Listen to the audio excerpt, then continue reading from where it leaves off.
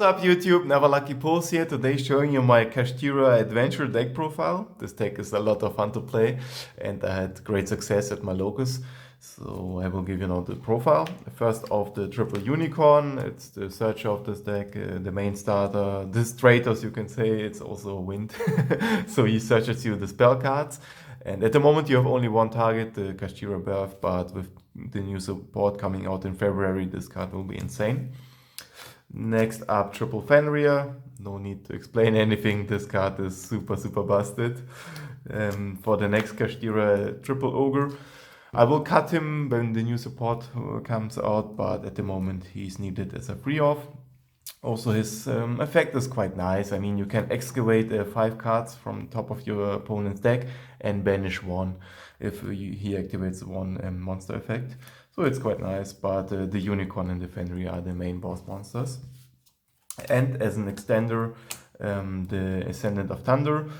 He's an inherent special summon, so you don't activate any effects. You just pay 3000 life points and special summon him. He has 2700 attack points and is very important for OTKs, or let's say to destroy some problematic monsters on the field. For the spells, triple Birth. It's the monster reborn of this deck. You can special summon from your banish pile or from your graveyard one Kashtira monster. Plus, if you want to normal summon a monster, you can normal summon a level 7 monster without freebooting. So you normal summon Fenrir, even if you control already one level 7 monster on the field. And the third effect is if your opponent activates a spell card, it's a trigger effect. After the chain resolves, you can banish 3 cards from your opponent's graveyard. And by the way, all the effects are trigger effects from the Fenrir, from the Kashtira archetype. And the last one is the trap, the preparations. Yeah, you can play it. It's a monster reborn. Plus, if your opponent activates a trap card, you can look at your opponent's hand and banish 1 card and face down from the hand. So quite viable.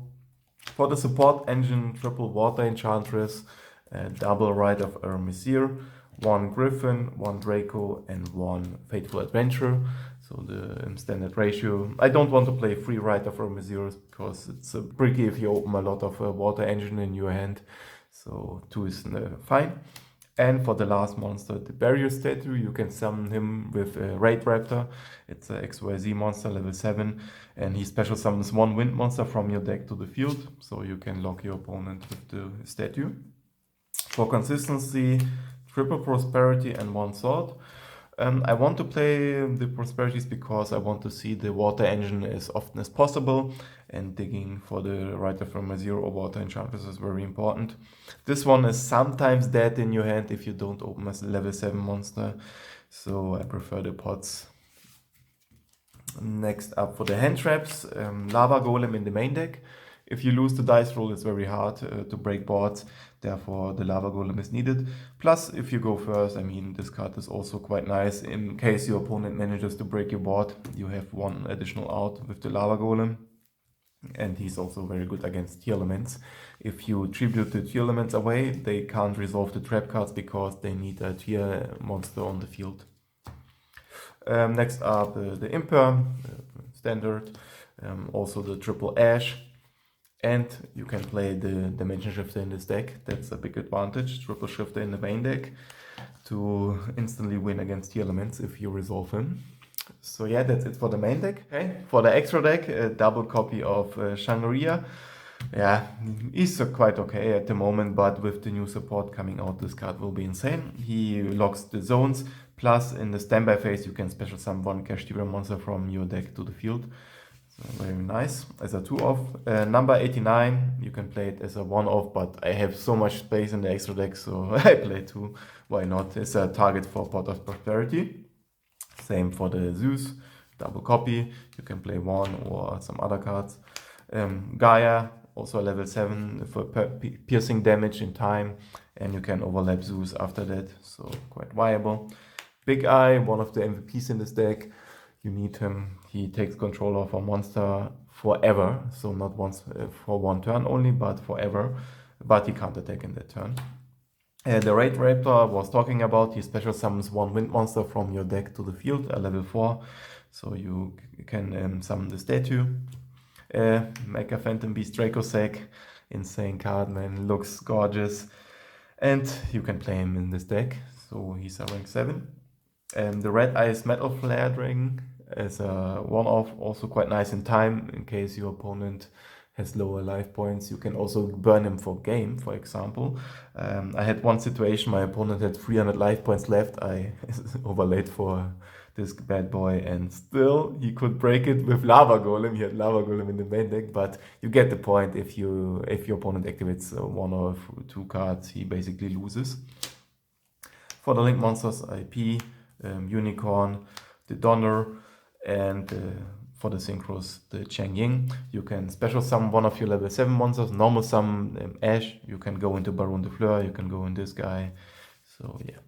Okay, for the side deck, one Prankertops. He's level 7, also very nice. Earth level 7, fits to the deck.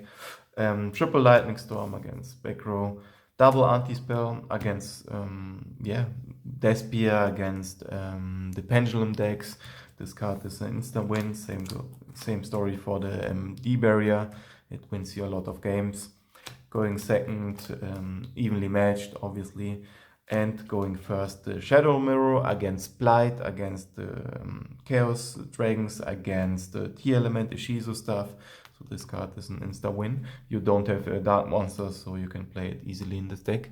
Okay guys, I hope you enjoyed this deck profile. It's a lot of fun to play this deck. You rarely need your extra deck, that's the crazy thing about this deck. With the Brave Token engine and the Kashtira and the Fenrir stuff, the Unicorn and the Fenrir, you basically can wipe entire boards with the cards alone or establish some decent boards. If you special summon him, you get the Monster Reborn. You go with Rite of Ermazir, you have the Draco Back Bounce, you have the Omni Negate on the field, plus you can banish the extra deck of your opponent. You can, if you have, for example, an extender, you can overlay for the Shangri-La, special summon the Fenrir to the field to have one additional interruption. So yeah, this deck is very strong, and with the new support coming out, this deck will be insane. I can't wait to play the deck in full power, but it will be very expensive, I guess. The field spell will be secret rare, and maybe some other stuff. Maybe the XYZ monster also has a secret rare, who knows. But yeah, I hope you enjoyed this video, guys. Drop a like and subscribe, and see you in the next one. Bye!